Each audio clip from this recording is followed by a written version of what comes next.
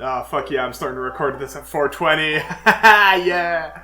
But yeah, no, this is a stupid thing now that I'm gonna try and do because I'm too ADD and I can't decide on one thing to do, so I'm gonna do everything. Welcome to I Talk For Too Long About, where I just pick a thing and I write a script and then I just do the whole thing in one take and put it over, like, I don't know, some gameplay from streaming or something. Maybe. But yeah, then I just talk for too long about something in one take without any fucking breaks. I just fucking do it. And I just rant. So here's the script. Despite growing up in the GameCube era, I grew up with an N64. I have a lot of siblings, so it was basically just I got what my parents got from my older siblings, and fuck me. Didn't even get, I think N64 they got back in, the late 90s. And then we did not get anything until halfway through the Wii cycle. The Wii U was, already being worked on. But we finally got a Wii, and that was the next console we got. I love the fuck out of the N64, though. Especially really good developers like Nintendo and Rare. That Third Dimension really gave them that fucking oomph. I did have a pretty limited library, though. As much as I really wish I could be I played all of the really good N64 games, I just didn't. I didn't play all of the really good N64 games. The notable ones, I can't remember any other ones, but I might have had one or two other ones that I just don't remember. Would have been Mario 64, DK64, Smash Bros, GoldenEye, Mario Kart, Ocarina of Time, and Episode 1 Pod Racer, which I don't actually think I wrote down anywhere in this script. But that's fun. It's the only... It's the best thing to come out of the prequels. It's a good game. It's hard, though. You really do need to be a fucking Jedi. Which I did play that one a decent chunk of time, along with most of the multiplayer games, or games with a multiplayer mode, just because bunch of siblings, we had to do the multiplayer mode. Smash Bros. Is a classic, obviously. Most important, one of Nintendo's biggest things. I was never good at as a kid. My freaking older brothers always kicked my ass at it. Though I feel like the game is much simpler than it turned into.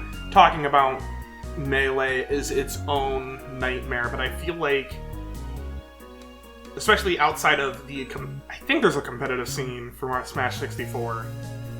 It's pretty simple, and it's a lot slower when I, look back at it. You play a modern fighting game, and it's bam, bam, bam, back and forth, super fast, combo, all that. Not really as much with Smash Brothers. The moves came out slower, there was more end lag, there was more hit lag. Mind you, I like that. I don't like games that are when I play, because I used to play a lot of Skullgirls a couple years ago.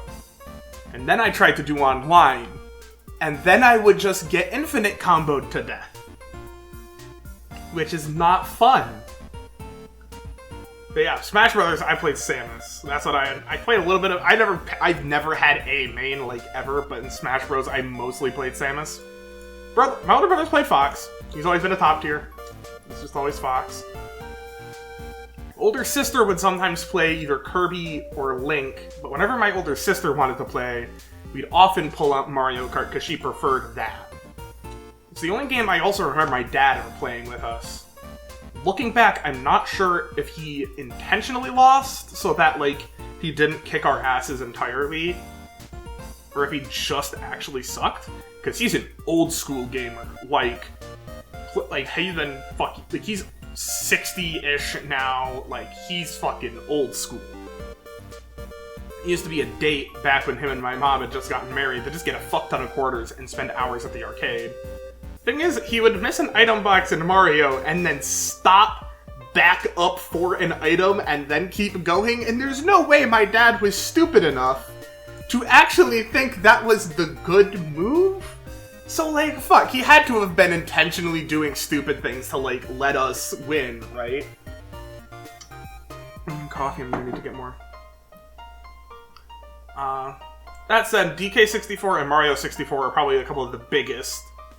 Ocarina of Time, I never got to play. That one didn't have a multiplayer mode, and my brothers were way stingier with the save files. I remember I would try and sneak a save file and name it just a period, because I guess I thought they wouldn't notice it if I just made it a period. But I don't know why. I don't know why I thought that would work. I beat the Great Deku Tree like 5 times. And GoldenEye was one where my mother didn't like it as much. Eventually she like realized that she couldn't fucking stop us, and we just went for it. Which that death sequence when you're fucking 12 is like, holy shit, like blood everywhere, oh! But DK64 and Mario 64 were probably 2 of the most popular alongside Smash Bros. Mario was a single-player game with limited save slots, but me and my younger siblings got to share one of those slots between each other. So I would, of course, try and do the cool shit I see my older brothers do. Fucking never made it work. A lot of the difficult platforming stars I just couldn't get. But to be fair, I still don't know how the fuck you were supposed to find the top of the mansion in Big Boo's haunt organically. Like, it's a fixed camera angle. Like, you were just supposed to figure out that you had to wall jump up there. As far as I know, there's no hint. I could be completely wrong, but I don't know how. Because now everybody knows it's there, but back in the day when there was, like, not common internet, like, I don't know how people found that shit. For some reason, and this is, like, some fucking Berenstain Bears shit. For some reason, I remember Yoshi giving you a standing triple jump for getting every star, but apparently that's not a thing. Apparently, like, I've seen a couple of things where it's like, oh, if you talk to Yoshi and do that, then you get, like, a triple jump that, like, kills enemies after you triple jump and are falling down. But I need to test it. I'm probably just wrong. Or maybe the creepypastas are right, and that's just how our copy of Mario 64 was personalized. Because I've gotta beat a dead meme. Though to this day, DK64 is my favorite game.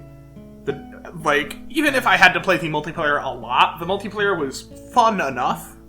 It wasn't crazy. It was clearly not designed to be a multiplayer game, but especially once we found out that the collision was a little bit wonky, we realized there was at least one map, possibly more, where we could take Diddy Kong. Probably would have worked with other Kongs, but Diddy Kong was the easiest.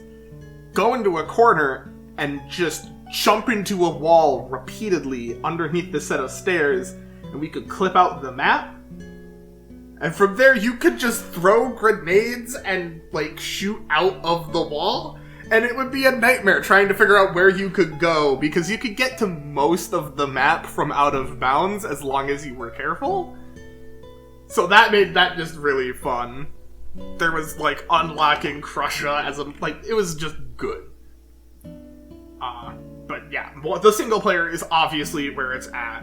And it is a flawed game. I feel like it's become a thing now to shit on DK64. And yeah, it's a flawed game.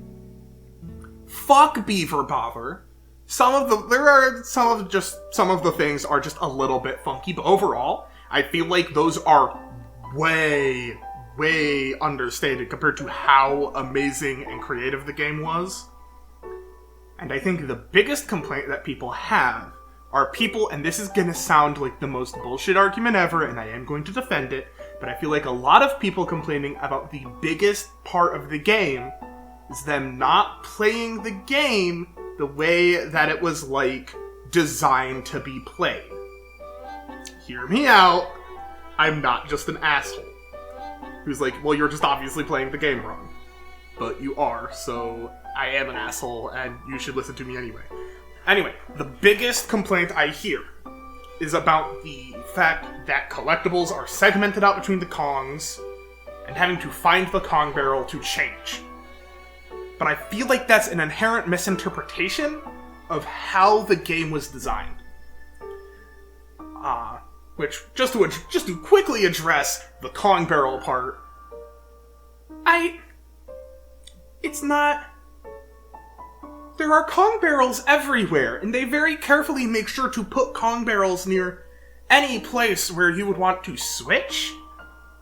So it's never more than a 10-second diversion at most to change Kongs. It's not as big of a middle finger to the gameplay as people seem to act like it is.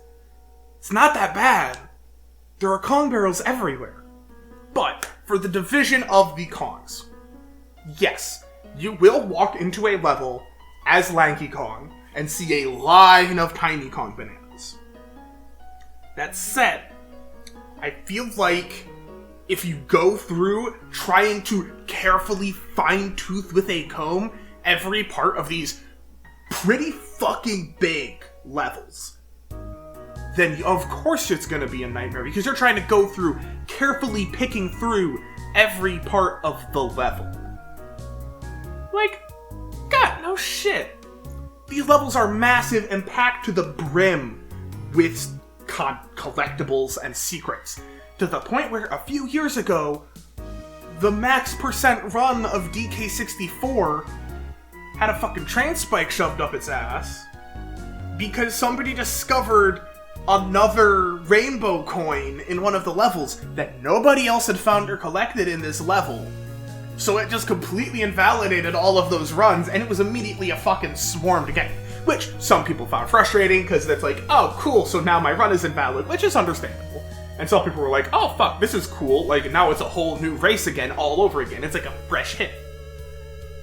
But at the end of the day, the big takeaway for me from that is this game is not only big, like, for the N64, these are big levels, these are big areas, and they're also dense.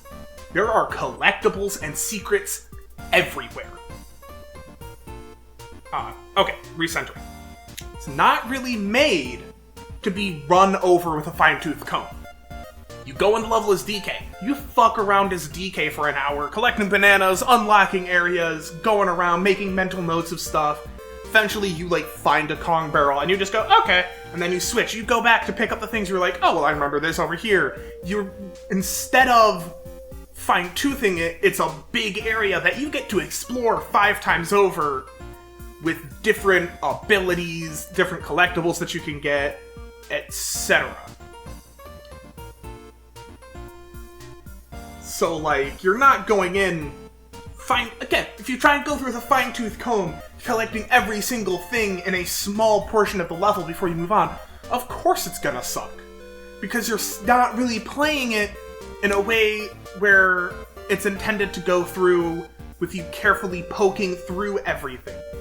It's a game with big, beautiful, dense levels where you go through and you're poking at the seams and working your way through it, and especially once you start working through the levels in that exploratory, poking at it, like, pulling at the seams way, you get very familiar with the layout of the levels. The only level I found kind of difficult to navigate as a kid was Frantic Factory, because the industrial aesthetic made a whole lot of very similar hallways. But even then, now that I'm older and I'm playing it again, it's not as difficult to navigate as I remember it being, though it is probably still the most difficult. But even then, all of the levels are pretty damn easy to navigate, so it's pretty easy to just explore with everybody and find shit. And even if you're just sort of vibing, God, the music is amazing. Grant Kirkhope is amazing. I was literally listening to, I was partially, for some of it I was listening to Splatoon, because Splatoon also has an amazing soundtrack. But in that playlist, I was just straight up listening to DK64 music, because it's so good. The different mini-bosses and challenges were difficult as a kid, but plenty doable. I distinctly remember that once my older brothers unlocked the, like, boss refight in the special menu, I managed to get times where I could just sit there for an hour trying to grind out the Crystal Caverns boss, and I felt like a fucking badass when I finally fucking got it. And then, like, throughout the game, you're doing specific Kongs, and then the last proper level of the game, because the last bits are a lot more like 3D versions of those old DKC levels, where it's like you're going from beginning to end. You just used every Kong in the boss battle, which was very difficult, but it was a big open area. You actually did it was the only level where you could regain health during it. The boss was creative. I mean, you went to a creepy castle, a horror-themed level, and fuck, that fucking minecart section was terrifying. I could not play it as a kid. The fucking ghoul gremlin was just a nightmare. I could not play it. It scared the shit out of me. But the boss is a fucking cardboard cutout of K. Rool that you have to cannon up into and use your Kongs as a fucking projectile to hit. And if you miss, they just fly off into the void. That's fun! But, like, the other levels where you're fighting with a specific Kong, it's like you're using that Kong's abilities. Like, you know, it's a test of your skills with that Kong's powers. Kind of, except for Gloomy Galleon. That one could have been anyone. But Lanky Section, the final boss, was really good. The final boss in general was really good, albeit long. And to be fair, Lanky Kong's abilities were weird. I feel like you could have come up with something for Lanky Kong, for like the Gloomy Galleon boss that wasn't just get in boat. But it would have been weird, because Lanky Kong really didn't have abilities that were really well built for boss fighting. But yeah, no, it is still my favorite game. Like, just ever. There's something I was gonna talk about before I... Oh, right, the final level. The only other thing that I think is a big mar on the game, but even then, it's not too terrible. It's one of those ones. The fucking medallions that you gotta get, pain in the ass. You've gotta beat the original Donkey Kong arcade game twice with no... I think the first time for the banana you get to have lives. But then for the Nintendo coin, you've gotta beat it without dying ever. You've basically gotta do a flawless run. You gotta get all the banana medals, which you should be getting anyway because you need to collect a bunch of bananas for, like, you know, Truff and Scoff anyway. But getting the banana medals... And then you've got that old rare. I think that one was a DOS game, actually. I don't think that one was an arcade game. I didn't play that one too much. That one was also decently difficult, but then you'd get the rare coin. I think that's the only other thing that where I'm like, yeah, I can that one I do sort of get. That one I do sort of get how people would be frustrated by. But even then, all the other parts of it are so fucking amazing that I am totally down for accepting those flaws as part of the game and part of just... Because it's huge. It is a massive, dense, creative game that is still one of my favorite games of all time. I kind of want to do a speed run, but I can't do it on an emulator, and I can't really stream off of my N64. But there is, like, a no levels early category that I would totally run. I'd be terrible at it. Have you fucking seen people who do speedruns that are, like, the top rated in, like, those bigger games where there are a lot of people who run it?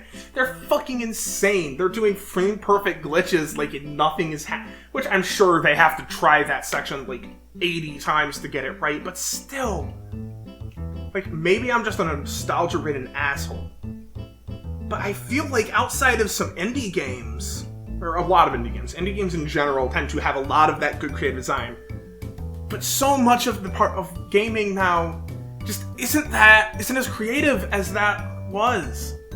Like, no game, I can't think of a single fucking new game where, like, you get your first gun and it's a fucking hollowed out log that you shoot coconuts out of. And not only is that creative, but it's not even like a fucking RAR XD type thing. It perfectly fits in with the aesthetics of the game in a way where it's like, it would have been weirder if they had stuck with giving DK a shotgun. But yeah, no, fucking amazing. I loved the N64. I loved DK64. Why did every N64 game fucking have 64 at the end of it? Anyway, yeah, N64. Good. Get Project 64 and just play the shit out of old N64 games. So yeah, bye.